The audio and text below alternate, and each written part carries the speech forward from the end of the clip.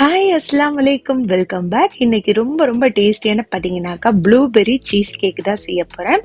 So இந்த cheese cake பார்த்தீங்கன்னா, யாருக்கும் பிடிக்காமலே இருக்காது. அதுவும் இல்லாத ப்ளூபெர்ரியில செய்றோம் அப்படின்னாக்கா, ரொம்ப ரொம்ப டேஸ்ட்டா இருக்கும். ஸோ ரொம்பவே நல்லாருக்கும். இந்த வீடியோவ கடைசி வரைக்கும் ஸ்கிப் பண்ணாம பாருங்க. அப்பதான் நான் என்னலாம் பண்றேன் அப்படிங்கிறது தெரியும். இந்த கேக்க வந்து நம்ம பேக் பண்ணணும்லாம் தேவையில்ல. ரொம்ப ரொம்ப பார்த்தீங்கன்னா, சிம்பிளாவே செஞ்சிடலாம். கண்டிப்பா நீங்களும் இந்த வீடியோ பார்த்துட்டு, செஞ்சு பார்த்துட்டு எப்படி இருக்குன்னு ஃபீட்பேக் சொல்லுங்க. இப்ப வாங்க வீடியோக்குள்ள போலாம்.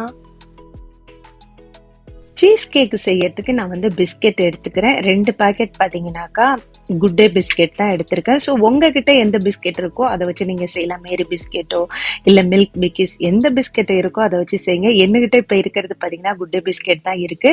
ஸோ இத பார்த்தீங்கன்னாக்கா, ஒரு பிளெண்டர்ல போட்டு நல்லா கிரஷ் பண்ணி எடுத்துக்கலாம்.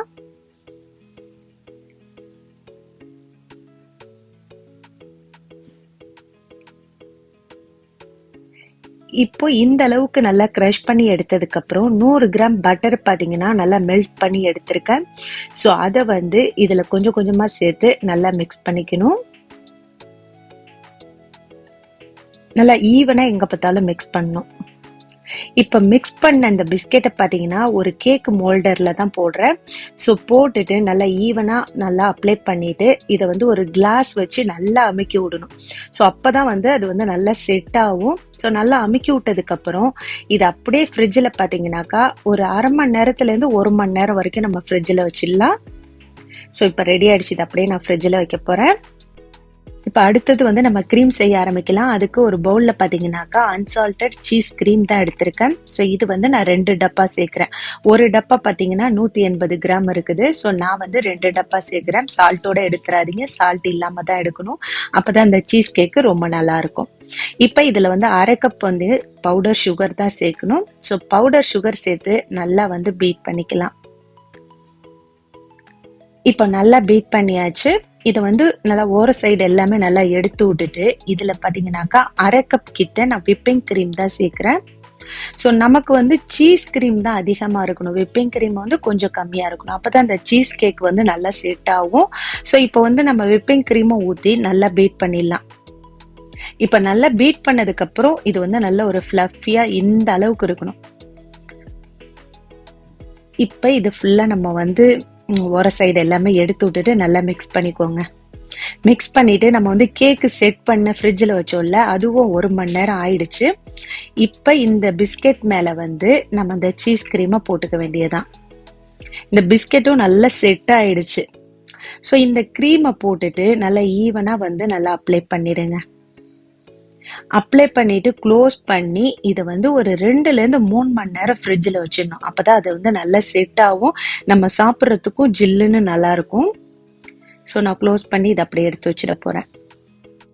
நம்ம செய்ய போற கேக் பார்த்தீங்கன்னாக்கா, ப்ளூபெர்ரி சீஸ் கேக் தான். ஸோ இதுக்கு வந்து 1 கப் வந்து நான் ப்ளூபெர்ரி எடுத்திருக்கேன். அதுல கொஞ்சமா தண்ணி சேர்த்துக்கலாம். ஒரு 2லேருந்து 3 ஸ்பூன் வந்து சுகர் சேர்த்திருக்கேன். 1/4 டீஸ்பூன் கார்ன்ஃப்ளவர் சேர்த்துக்கலாம். கார்ன்ஃப்ளவர் வந்து நெறைய சேர்த்துறக்கூடாது. ஸோ இது எல்லாத்தையும் சேர்த்துட்டு நல்லா மிக்ஸ் பண்ணி நம்ம அடுப்புல வச்சு நல்லா பாயில் பண்ணி எடுத்துக்கணும். இது வந்து நல்லா ஒரு ஜாம் மாரி வரும். நம்ம பிரெட்லலாம் வச்சு சாப்பிடுவோம்ல, அந்த அளவுக்கு இருக்கணும். ஸோ இது வந்து கொதிக்கும் போதே பார்த்தீங்கன்னா, அவ்ளோ ஒரு அழகா இருக்கு. அந்த கலர் வந்து ப்ளூபெர்ரியோட கலர் வந்து ரொம்ப பியூட்டிஃபுல்லா இருக்கு பாருங்க. ஸோ இப்போ வந்து நல்லா மிக்ஸ் பண்ணி, நல்லா வந்து பாயில் பண்ணி எடுத்தாச்சு. இந்த அளவுக்கு இருக்கணும். இப்ப நமக்கு ப்ளூபெர்ரி ஜாம் ரெடி ஆயிடுச்சு. ஸோ இத அப்படியே நம்ம எடுத்துடலாம். இது நல்லா ஆற வச்சதுக்கு அப்புறம் நம்ம செட் பண்ணி வச்சிருக்கோம்ல கேக்கு, இந்த கேக்கு மேல ஊத்திடணும்.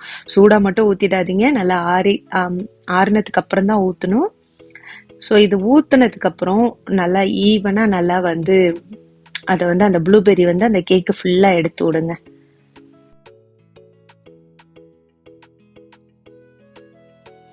இப்ப இந்த ப்ளூபெர்ரி ஜாம் வந்து இந்த கேக்ல நம்ம ஊத்துனதுக்கு அப்புறம் இந்த கேக்க வந்து இன்னும் 1 மணி நேரம் நம்ம ஃப்ரிட்ஜ்ல வச்சு செட் பண்ணணும். ஸோ நான் அப்படியே கவர் பண்ணி நான் ஃப்ரிட்ஜ்ல எடுத்து வச்சிட போறேன். இப்ப 1 மணி நேரத்துக்கு அப்புறம் நான் வந்து இந்த ப்ளூபெர்ரி சீஸ் கேக் எடுத்திருக்கேன். நல்லா செட் ஆயிடுச்சு. கீழ ஒரு கிளாஸ் வச்சுட்டு, அதுக்கப்புறம் நம்ம வந்து இந்த கேக் எடுக்கணும். மாஷா அல்லாஹ் கேக் பார்க்கறதுக்கு ரொம்ப ரொம்ப பியூட்டிஃபுல்லா இருக்குது. டேஸ்ட்டும் பார்த்தீங்கன்னா சூப்பரா இருக்கும்.